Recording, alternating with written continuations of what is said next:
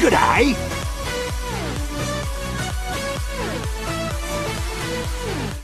I reckon this'll come in handy. G'day everyone, this is NickBro101 here, and today we're gonna be talking about a pretty underrated sniper secondary, the SMG. This weapon typically gets overlooked by other secondaries like the Girardi or the Razorback. I feel like the reason for that is because they are either easy to use or they have a very obvious advantage. The Girardi does its job clearly. You can see people covered in it and you and your team will deal more damage. The Razorback is easy to use because you don't even need to think about it. The SMG on the other hand seems to be a bit more difficult to understand. People usually think no-scopes and melee attacks are good enough, and when they use the SMG, they use it in a pretty forced fashion, to the point where it's almost used as a primary, and the stigma of it being a Call of Duty gun doesn't help either. People just generally don't know what the point of this gun is, or how it even should be used. I guess I'll start off with the basic stats. The SMG is a sniper's default secondary. The SMG has a clip size of 25 rounds and 3 clips in reserve. It also has a rate of fire of 10 rounds per second, and at optimal range it deals 9 to 10 HP damage per bullet. This causes the SMG to have a DPS of 90 to 100 damage if all the bullets hit, again at optimal range. The SMG also has the smallest spread in the entire game, making it pretty accurate. Now, what do I mean with optimal range? Some of you might have already checked out the TF2 wiki page on the SMG, and there its damage is stated to be 8. Even critical hits say so. Crits multiply a weapon's base damage by 3, and because the SMG's crit damage is 24, we'd get a base damage of 8. The thing to keep in mind is that in TF2, your damage scales depending on the distance. Your damage can either increase or decrease, so when I refer to optimal range, this is the range I'm referring to. This is the range where I would recommend you to use the SMG.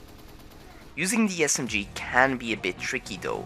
Not only does the SMG require accurate tracking aim with its high rate of fire, but there are also some tactics that don't seem too obvious at first glance.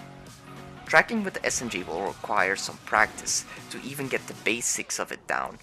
This is because in TF2 there are very little weapons that even come close to the SMG's combination of rate of fire and accuracy. The closest thing is the pistol, but the pistol does have a slower rate of fire and is more inaccurate, allowing for a bigger margin of error. For more info on tracking aim and practice tips, I'll refer to my aiming guide where I talk a bit more in depth about this subject. The SMG has 2 main roles. It can be used to finish people off, which is pretty self-explanatory, but it can also be used to defend yourself. In this scenario though, you shouldn't be thinking of the SMG as a one-man army. First of all, your enemy's health. It plays a huge role when deciding when to pull out the SMG. Even if the SMG can be surprisingly strong when aimed properly, it still is only a secondary. If your enemy is at or near full HP, then they will win with ease. If you have good aim, then I would suggest engaging with the SMG when your enemy is around 60% of their HP or less. If you don't have good aim with the SMG yet, then lower the percentage until you find your sweet spot. If your enemy is too healthy, then your rifle will give you a higher chance to survive.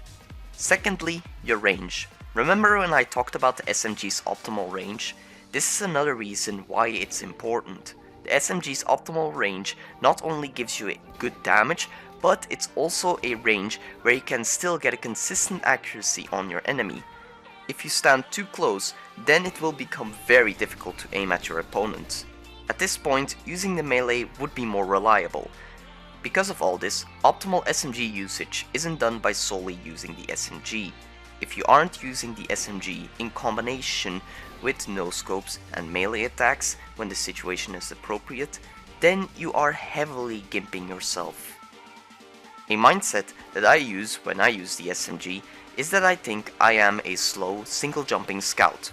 I try to dodge the enemy's shots and manipulate the enemy's aim as much as possible. I talk about how to fight against snipers' main counters in more detail in my Sniper Advanced Guide. You might still be wondering why you would be using the SMG. Like I said, the SMG still relies on other weapons in your loadout, and doesn't Jarate also help you with self-defense? So what's the point? Well, the thing is that the SMG has 3 major advantages. First of all, it simply has potential to deal more damage. The SMG's DPS at optimal range is 90 to 100, while the default rifle only deals 50 or 68 if you are using Jarate. So there is already a big difference there, but that's not it. Comparing the SMGs and the rifle's DPS is a bit weird, as we are dealing with an automatic weapon versus a bolt action. So let's try to compensate for the bolt, which has a reload of 1.5 seconds. This will result in a damage per 3 seconds of 100 for the rifle, with 136 when there are mini crits applied, and 270 to 300 for the SMG. Now, how about the Bushwacka? Doesn't that deal 195 damage in a single hit, making it way quicker at killing people than all of Sniper's self-defense options? True, but this leads to my second point. The SMG is a gun. This is important because the Jarate Bushwacka combo is so well known that anyone who has fought around 5 times against such a player will know what you'll try to do right after you throw the Jarate. With the SMG, they can't escape the damage unless they get out of both your and their line of sight. Lastly, the SMG is better at realistic scenarios when talking about HP. People won't always be at 150 HP, in which case there would be a competition between the rifle and average SMG aim. Usually people, their HP will be in between the radius where you can either 2-shot or 3-shot them with a rifle. Not only do you deal more damage than you need to, but you are also wasting time with the slow rifle while you could use a quick SMG. This is because the SMG doesn't deal a fixed amount of damage to an enemy.